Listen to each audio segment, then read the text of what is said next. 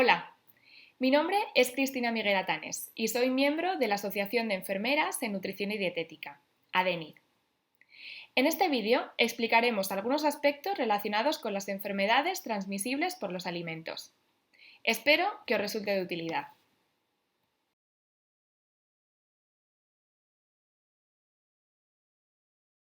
Las medidas de higiene y seguridad alimentaria son siempre de obligado cumplimiento, pero actualmente, y teniendo en cuenta la situación de pandemia en la que nos encontramos, el control debe de ser más exhaustivo. A pesar de que, según indican los expertos, es poco probable que contraigamos el COVID-19 a través de los alimentos y de los envoltorios, ya que la principal vía de transmisión es por el contacto entre persona y persona, debemos de prestar atención al almacenamiento, cocinado y sobre todo al transporte de los alimentos, ya que hacerlo de forma correcta puede prevenir contra contagios.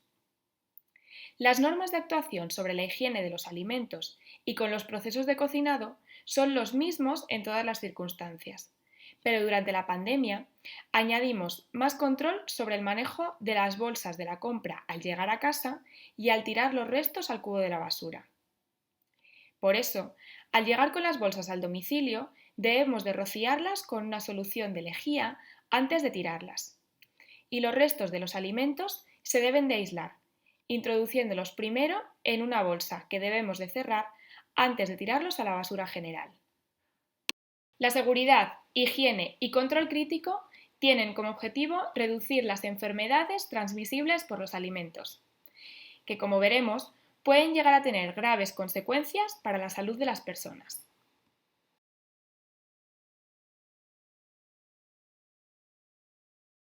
Las enfermedades transmitidas por los alimentos pueden ser graves e incluso mortales, y pueden darse con todo tipo de alimentos, pero especialmente con aquellos que tienen un alto contenido de proteínas, donde se produce un mayor desarrollo de bacterias. Estos alimentos son la leche, el pescado, los huevos y en ocasiones algunas hortalizas y alimentos en conserva. En relación a los factores que contribuyen en el desarrollo de las enfermedades transmitidas por los alimentos, son el inadecuado calentamiento, enfriamiento o recalentamiento de los alimentos, la inadecuada conservación de los alimentos que ya han sido cocinados con anterioridad, la contaminación cruzada, la incorrecta higiene corporal y, por último, ser portador de alguna infección y no poner las barreras oportunas. Los microorganismos que producen enfermedades transmisibles suelen ser E. coli y Salmonella. Estas bacterias pueden estar presentes en alimentos crudos de origen animal, en postres lácteos y en salsas que contengan huevo. Los estafilococos, que al igual que el COVID-19 se encuentran en la nariz, garganta y piel herida de manipuladores, que lo transmiten a los alimentos por una higiene deficiente. Por último, las neurotoxinas del Clostridium botulinum, que es un microorganismo que produce enfermedades graves y que en determinadas ocasiones pueden llegar a ser letales, se encuentran o pueden encontrarse en alimentos como las conservas caseras o industriales, en el caso de que sean defectuosas. Ante la aparición de síntomas de enfermedades transmitidas por los alimentos, como por ejemplo dolor de cabeza, malestar, inapetencia, fiebre, se debe de comenzar con tratamiento farmacológico e hidratación, así como adecuar la alimentación al estado físico. Entre los factores responsables de contaminación más frecuentes se encuentran la manipulación incorrecta, así como la falta de limpieza en la manipulación de alimentos, la conservación a temperaturas no adecuadas, la cocción o fritura insuficiente en el corazón de los productos y la contaminación cruzada, que se produce cuando se manejan alimentos crudos y cocinados con los mismos utensilios y sin lavado de manos entre uno y otro.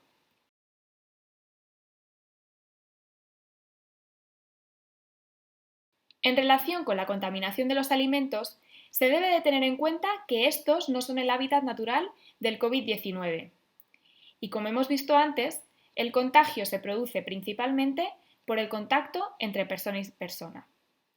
Sin embargo, los alimentos podrían contaminarse por una manipulación de personas portadoras del virus que no utilizan la protección adecuada e incluso que tosen o estornudan mientras cocinan. Sin embargo, esto resulta poco probable si al manipular los alimentos se cumplen con las normas de buenas prácticas en higiene. De hecho, y siempre que se trabaje en superficies limpias, se produce una destrucción del COVID-19 si los alimentos alcanzan un mínimo de 70 grados de temperatura durante unos minutos y si se utiliza lejía para la limpieza de frutas y hortalizas. En estos momentos debemos estar más vigilantes que nunca para que no se relajen las buenas prácticas. Las frutas y las verduras deben de lavarse antes de pelarlas, para que con el cuchillo no se arrastren microorganismos. Si la fruta se va a comer cruda o con piel, o si la verdura se va a comer en ensalada, las piezas se deben de sumergir 5 minutos en agua con lejía, con una proporción de una cucharadita de postre de lejía por cada 3 litros de agua. Asimismo, las superficies deben de desinfectarse con lejía. Para terminar, es importante conocer las reglas de oro para preparar alimentos recomendadas por la Organización Mundial de la Salud. Estas reglas son: elegir alimentos tratados higiénicamente desde su origen, cocinar bien los alimentos, alcanzando un mínimo de 65 grados de temperatura en el interior del producto, consumir los alimentos inmediatamente después de cocinarlos y conservarlos adecuadamente los que ya hayamos cocinado. Recalentar bien los alimentos, con un mínimo de 65 grados de temperatura. Y evitar el contacto entre alimentos crudos y cocinados, sin usar los mismos utensilios a la vez. Lavarse las manos con tanta frecuencia como sea necesario. Y mantener escrupulosamente limpias todas las superficies de trabajo en la cocina. Proteger los alimentos de roedores y cualquier otro tipo de animales. Y por último, utilizar para guisar únicamente agua potable.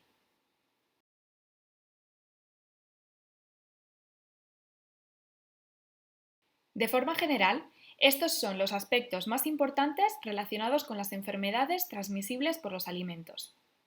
Pero, si tienes cualquier duda, consulta con tu enfermera o visita nuestra web www.adenid.es.